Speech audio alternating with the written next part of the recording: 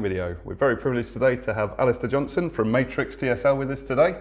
Of course, Matrix produced the excellent Electronics kit that features in an awful lot of my videos, but we're not here to talk about electronics today, Alistair. What are we here to talk about today? Our brand new Electrical Machines kit for teaching of modern electrical machines. It's brand new. Yeah. Literally came out last week, so very exciting for all of us. Yeah, and it's a fantastic looking bit of kit. We've actually only got a sample of it here today that is much, much greater than the stuff we can see on the bench. In a moment or two, we'll bring the camera in and we'll have a look at one or two of the things that this can do, but we're hoping that this will turn into a series of videos demonstrating some of the principles that can be taught and learnt using this excellent piece of equipment. So as we said, Alistair has very kindly brought in this new kit that's been manufactured by Matrix for educational purposes. And I think it's fair to say, Alistair, that this just represents really a small sample of all the equipment that comes with this kit. So what have you brought in with us today? So some of this kit is actually prototype. This here is the dynamometer. Mm-hmm. This here measures the force pushing down, and there's a calculation that you do to measure torque. This here is the three-phase AC motor. Mm-hmm. This nice finish is how it will come. This here represents the old prototype. Yeah, because that's a really lovely matte finish on there. That looks really, really tough, that does. I don't think anything's going to get through that, is it? Absolutely. So you see here there's no scratches at all. On here, on the old prototype, there was obviously it's prone to scratching. And those of us who have taught at FE colleges will know that robust equipment is very, very important in the classroom and the workshop. So that's great. So we've got the dynamometer, we've got the three-phase motor, and what else have we got here? This is a brushless DC motor, which also can be used as a three-phase generator. Oh, fantastic. And this at the back here, again, which is a prototype, is a DC motor. Ah, very good. So again, that will feature this lovely sort of matte finish that we've got on this one that's a little bit tougher, yeah? Eventually, yes. Yeah, fantastic. That's a great bit of kit. We also have here the control box. Yep. So everything, the whole operation is controlled by this control box in manual mode. Fantastic. So am I right in thinking, Alistair, that when you invest in this equipment, this control box is technically, it's kind of like the brains of the system. So you could control all of the stuff that we're going to look at here today with this control box, is that right? That's right. Now there are two ways that you can control the electrical machines. Mm-hmm. The one way is like you say, via the control box, but it's also can be used in PC mode, which adds a lot more features and yeah, it takes it to another level. But yeah, absolutely, you can use it all via the control box or in a PC mode. So there's manual mode or PC mode. So Alistair, what's this first bit of kit that you're going to show us to connect up now?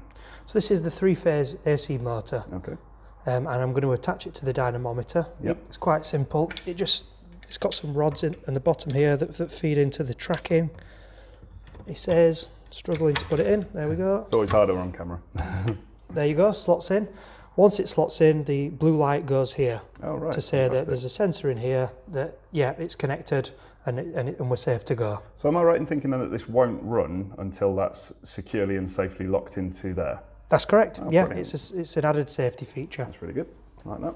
Okay, so could you show us now how to connect up the three-phase AC motor into our control box, please? So here you've got the three phases. Mm-hmm. So you've got grey here. Yep. Naturally, grey. Fantastic. To grey. Then black to black. Very nice. Brown to brown. And this is going to be a star. Yeah, that's fantastic. So we're going to connect the windings up in star there, so we can see here, these are the other sides of each of the coils that they're next to, yeah? So, and we're just linking those out together so that we get those in star. And am I right in thinking that this can also be connected up in delta? Should we want to demonstrate the difference in operation between star and delta? Absolutely. Fantastic. Okay, so I'll be honest with you, that took about a minute to get that hooked up and ready to go. So that's absolutely fantastic in terms of prep time and demonstration time. So we've got this all connected up now, Alistair, ready to go. So how do we actually get the motor to start running now? This here represents the frequency. Okay. So you can turn this. Oh, right, brilliant. So obviously, that's really good. That's about 50%, which is obviously when a three-phase motor is at its most efficient. Okay. So if you increase that, it stops because the frequency is too high. Oh right, so it can shoot over the limit there, yeah? Absolutely. Fantastic, so we'll get that running again. There we go. You can increase the load here. Yep. Obviously you can see nice. the RPM here. So as you decrease the load, the RPM speeds up. Fantastic.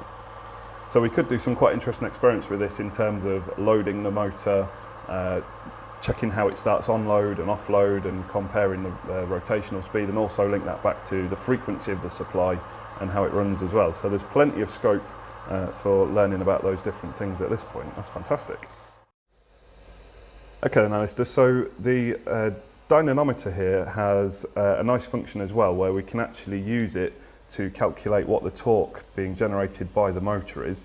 But before we get to that, we actually need to reverse the direction of the motor in order to get that to work. So obviously, I'm sure that all of our people who are watching this at the moment will know exactly how to reverse the direction on a three-phase motor, but would you like to just remind us? You have to swap the phases over. Right, so we swap over any two phases, yeah?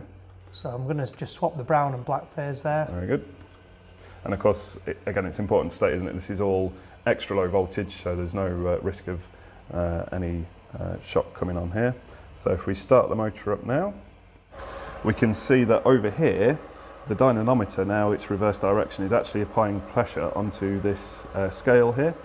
And the scale is now giving us a measurement. Now that's going to give us, technically, it's calibrated to give us a measure of weight, but there's a calculation that we can do to change that into a force and figure out what torque that's generating. So again, a really nice little touch there. But what's even cleverer than that is that when the motor was going in the original direction, it wasn't just pressing down onto a scale, it was actually speaking to the PC as well, because the PC can do some very clever things as well. So what sort of stuff can we see on there, Alistair?